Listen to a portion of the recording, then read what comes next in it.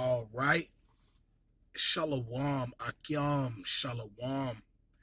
This is the brother Ba'ar coming back at you again with another daily exhortation to edify the body and sheep of Yahweh Bashem Yahushua to the best of my ability. All right. And before I start, I want to give all praises, honor, and glory to Yahweh Bahasham Yahushua Bahasham Rakah Kodash.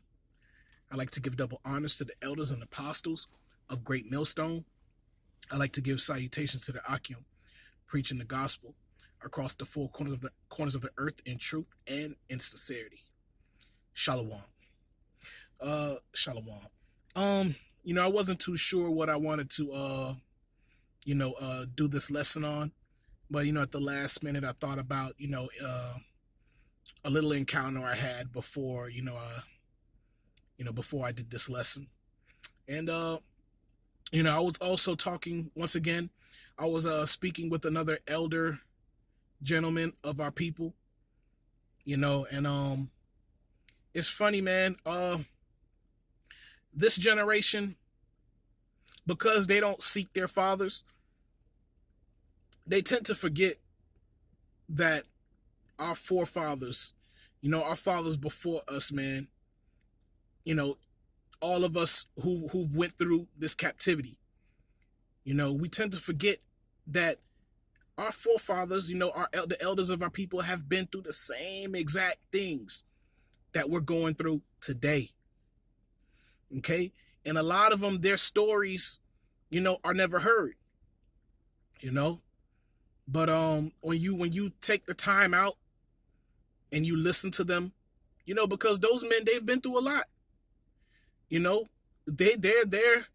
been weeping, gnashing of teeth. They were in darkness, man. They were groping at noonday. You know what I mean? These men, their whole life, they've went without, going through hell without having any explanation. I was speaking to an elder gentleman of our people. He was, speaking about his drug dealer cousin, and this is like way back in the day, and he's older than me, and I'm like, dang, they were doing the same stuff as we're doing today back then. And you're just listening to his story, but the thing is, his cousin didn't start off that way. His cousin was a highly intelligent individual, in engineering and, doing all these at that time, one of these high-end engineering, positions where you have to do a lot of math and figuring out and all that kind of stuff. And he said that he used to look up to that man growing up. He was a very stern individual, even though, that was his older cousin. He was very stern, very highly educated, and motivated him to be better in life. But to hear his transition from, having a quote unquote decent life to living the life of freaking Scarface, man. I'm saying Tony Montana. Especially at that time. Now, I'm not too sure. I didn't ask about the years, or the year, but, Jake at that time, they were catching hell, man. And a lot of their stories aren't being told, but they went through the same curses as we're going through right now. The Most High has visited every generation of our people, man. Okay? Every last one of us went into captivity, man. Okay? Every last one of us. That's why you should fear Yahweh Bashem Yahushua, man. And as he was speaking about his cousin, man, and this is an older man, because we was talking about sports, and we was talking about how, how he feels sad every time Kobe Bryant's fault, Kobe Bryant's, when they speak about his death and how he died. He said that reminds him of his cousin. Now, he didn't know, of course, I'm pretty sure he knew that life that his cousin was living was wicked. And I wanted to say that it was wicked, but since he was a elder, and he had the opportunity to speak, I was just letting him speak, letting him, pour out his story, but that's how ultimately the Most High judged his cousin. I wanted to say what was on my mind, that was judgment, but I kind of, I was like, all right, you know what? I'm just going to let him pour out his heart, man. And, you know, because his cousin got his head, you know, yopped off, man, by the propeller of an airplane. You know what I'm saying? Like, and he was set up. Somebody set him up, and that's how they got rid of him. And you could see that he was truly hurt because that was somebody he looked up to, But, man, all this trauma that our people have been through and experienced in this life, man, the Most High is going to have mercy upon his people, man. Okay, so I wanted to bring out this precept, man, because this whole captivity, man, has traumatized us dearly, and Jacob's trouble is going to be, that's going to be that last call, man. The Most High, he's really finna go in and Jake, the 2/3 of our people. He's really going to start judging our people at the highest level, that the world has never seen nor heard of. But after that, man, after this last judgment, I just wanted to bring out this precept, Isaiah 25. Isaiah 25, man, let me see. I start at 6. And it says, and in this mountain shall the Lord of hosts make unto all people a feast of fat things, a feast of wines on the lees, of fat things full of marrow, of wines on the lees well refined. And he will destroy in this mountain the face of the covering cast over all people, and the veil that is spread over all nations, man, because this earth is full of darkness, man. Esau, man, he has turned everything upside down, man. Okay, he's called good evil and evil good, man. Okay, and made sweet bitter and bitter sweet, roughly paraphrasing.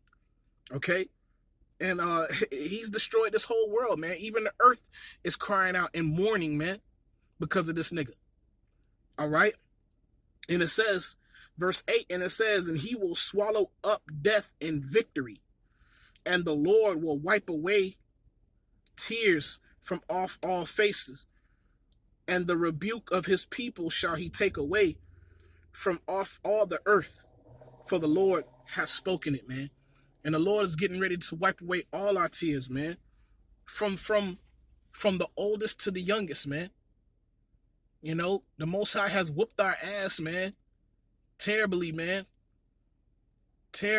physically and spiritually, psychologically. The Lord has done, he's really done us in, man. To hear the story of this older man, and to hear he went through the same thing, because sometimes TV makes you think that the things that we're going through today is much different than what was going on in the past. No, everything is still the same, man. Everything is still the same. Everything just looks different. Okay, everything just looks different, but the laws, the judgment that the Most High established from the very beginning is in full effect still till this day.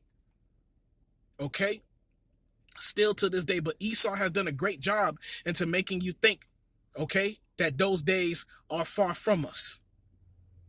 Okay, and that's that trap, man. That's that covering Esau has over. That's that veil that Esau has over the face of all people, man. And in particular, our people, man.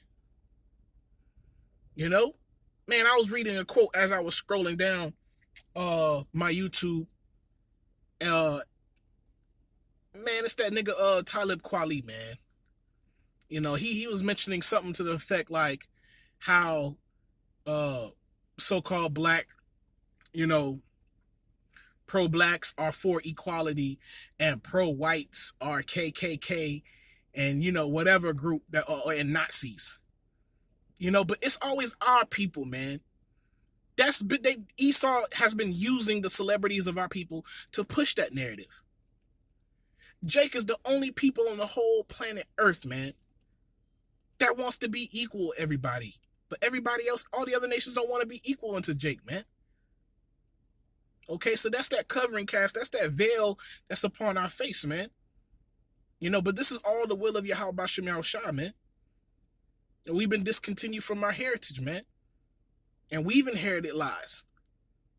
Okay? By the hands of our enemies, man. Okay? But the Most High is showing his mercy, man. His great mercy. Okay? By reaching out his hand. By sending out his prophets. By sending out his men. Call him Yahweh Bashem Yahushua. To cry aloud and spare not and show my people their transgressions, man. So the Most High is merciful, man. The Lord has given us the opportunity to be delivered from this hell. But not all our people are gonna go because they don't want to repent and they don't want to return unto the Lord. But ultimately, even the 2/3 are gonna be. They're going to return unto Jacob. They're going to return, unto the Lord in the kingdom of heaven. They're going to have to be reborn. But the Lord is going to wipe away our tears, man.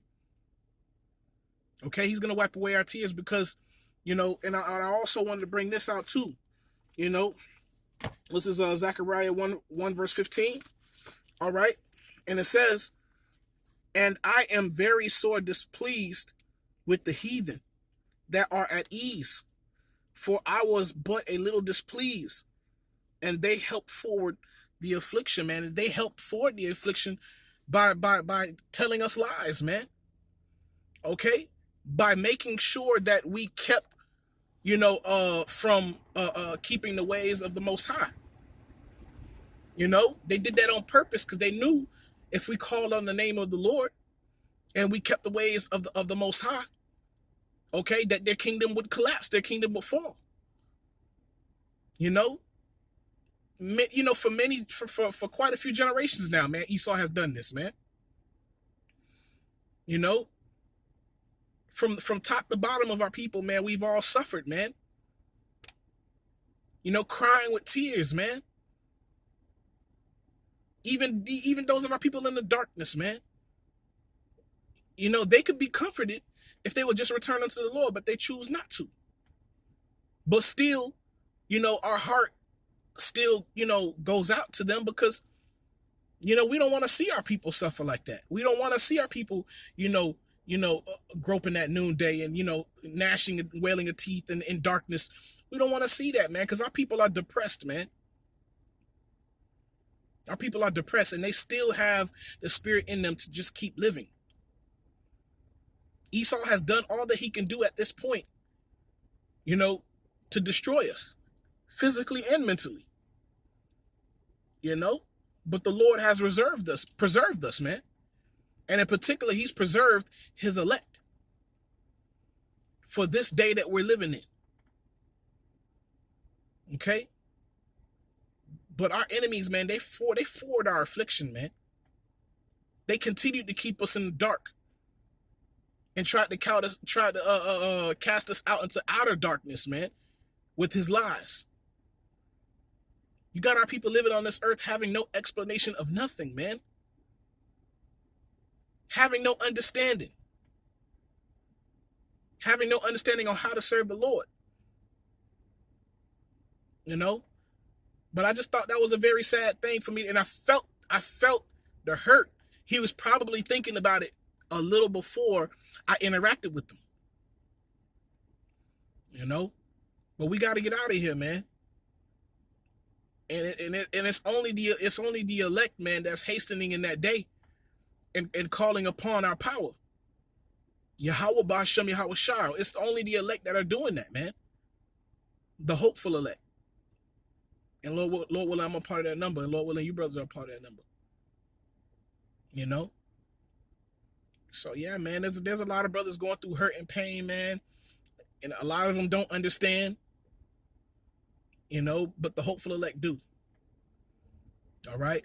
But yeah, I just wanted to keep this a short lesson, man. Just wanted to speak on a particular, situation, about the elders of our people, man. They need salvation too. But a lot of them are not going to receive it. But all of our people are going to be blessed in the kingdom, far beyond their imagination. The Lord is going to wipe away all our tears, man. Okay? So I want to give all praises, honor, and glory to Yahweh, Bahasham, Yahweh Shah, Bahasham, Rakah, Quadash. I'd like to give double honors to the elders and apostles of Great Millstone. I'd like to give salutations to the Akim preaching the gospel across the four corners of the earth in truth and in sincerity. Shalom, Akim. Shalom.